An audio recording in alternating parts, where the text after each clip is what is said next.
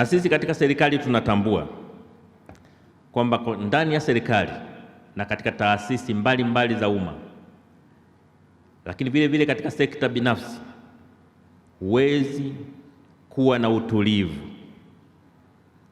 huwezi kuwa na mshikamano katika ofisi kama waandishi na waendesha ofisi watakuwa hawatimizi wajibu wao sawa sawa.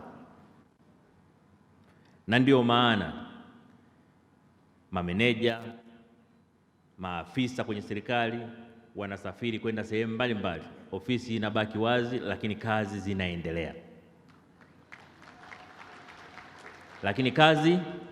zinaendelea. Hakuna mtu anapata mshtuko wa moyo waziri akisafiri. Hakuna mtu anashtuka katibu mkuu akisafiri. Hakuna mtu anashtuka meneja mkuu akitoka. Lakini asipokuwepo mwandishi mwendesha ofisi, kila mtu anachanganyikiwa.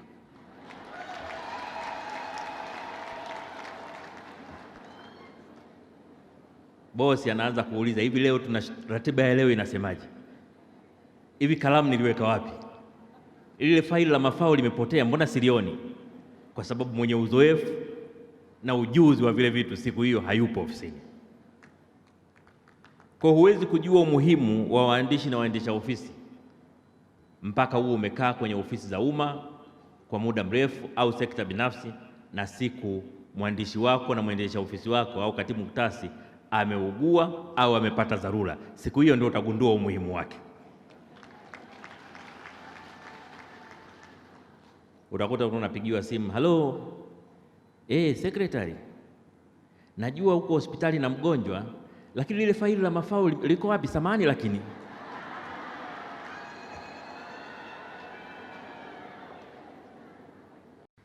kitu ambacho ni muhimu sana ambacho kimetokea kutokana na mafunzo haya ni kwamba waandishi na waendesha ofisi wetu wamehama katika mfumo wa asili wa utendaji kazi ambao ulikuwa unamtambua kama mwandishi na mwendesha ofisi kama mtu tu wa kutunza kumbukumbu, kuandika na kutunza rekodi, kuweka miadi. Lakini sasa hivi katika nchi yetu mwelekeo kutokana na mafunzo hayo umebadilika. Sasa hivi waandishi na waendesha ofisi wamekuwa sehemu ya maamuzi ya kisera, wamekuwa sehemu ya upangaji wa mikakati na utekelezaji wa mikakati hiyo. Waandishi na waendesha ofisi si watazamaji tena, wanapanga, wanashiriki kupanga na kusimamia walioyapanga. Na vitaka vyuo vyetu hivi viendelee kujiimarisha ili tuwe na jeshi la waandishi na waendesha ofisi linalosaidia nchi yetu. Kwa hiyo hongereni sana kwa uongozi mzuri na hapa mlipoifikisha taasisi. Mnaokuja kwenye uchaguzi, wanachama, chagueni viongozi makini watakaoendesha chama chenu kwa miaka inayofuata. Mwapime kwa uwezo na sifa zao, sio kwa sura, makabila na dini zao.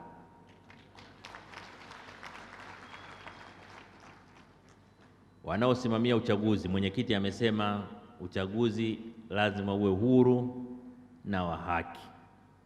Nasisitiza hapo.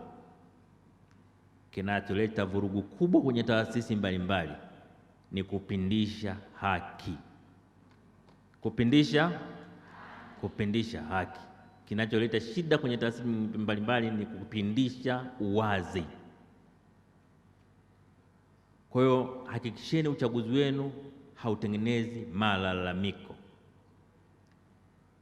Kila mgombea apewe haki yake. Kila mgombea aone haki imetendwa, isiwe habari ya kificho.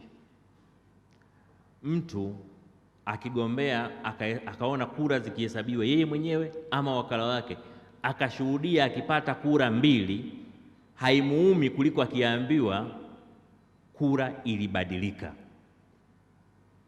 Na mtu anaanza kupewa maneno ya kura kubadilishwa kwa sababu hakuwepo kwenye chumba au hakuwepo mwakilishi wake. Kwepeni kama ukoma majaribio yoyote ya kugandamiza haki za wagombea.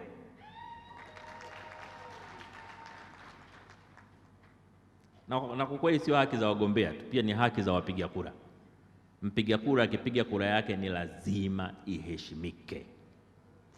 Mheshimiwa Makamu wa Rais, tunajivunia mafanikio yanayopatikana katika kuimarisha taaluma yetu, ikiwemo kuanzishwa kwa shahada ya uhazili na utawala, Bachelor Degree of Secretariat Studies and Administration, inayotolewa na Chuo cha Utumishi wa Umma Tanzania tawi la Dar es Salaam.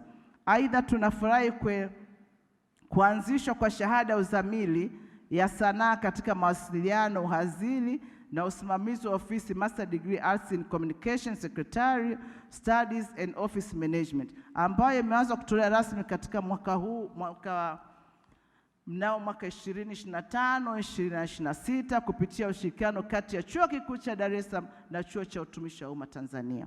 Aidha, maboresho haya yameakisiwa katika muundo wa maendeleo ya kada ya waandishi waendesha ofisi unaoboreshwa kwa kuanza kutumika rasmi tarehe 1 Novemba 2021. Hatua hii ni ya kihistoria na inaleta matumaini mapya kwa kada hii, hususan katika kuongeza ushindani wake katika soko la ajira la kimataifa.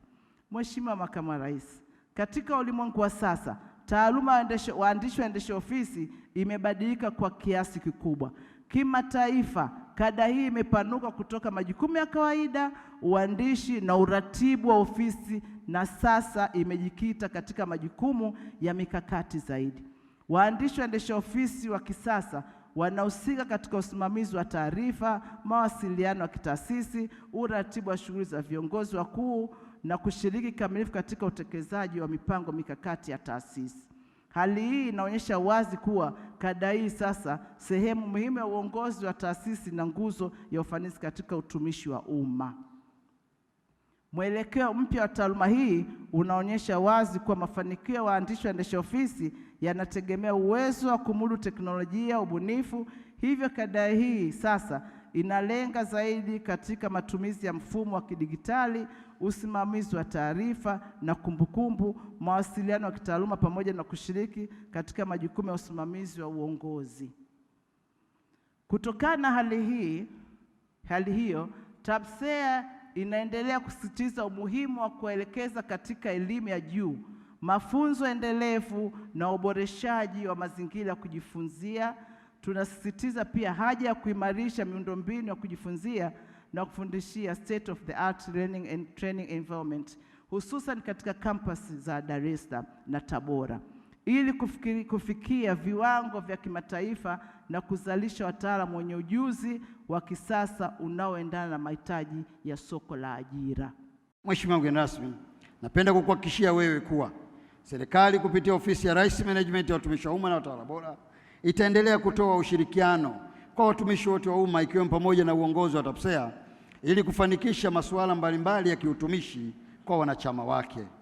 Mheshimiwa mgeni rasmi, tunaendelea kuwaangalia na kuwalea wana TAPSEA, na niwaombe muwe na imani kwa serikali yenu inayoongozwa na Dr. Samia Suluhu Hassan, kwani tutaendelea kuangalia katika hali zote, ikiwemo kuendelea kutetea maslahi yenu, kutoa mafunzo kwenu, lakini pia kuendelea kuhakikishia kwamba mnakuwa salama muda wote. Sisi Ofisi ya Rais Utumishi ndiyo watetezi wenu namba moja, na jukumu hilo tutalifanya kwa wivu mkubwa sana.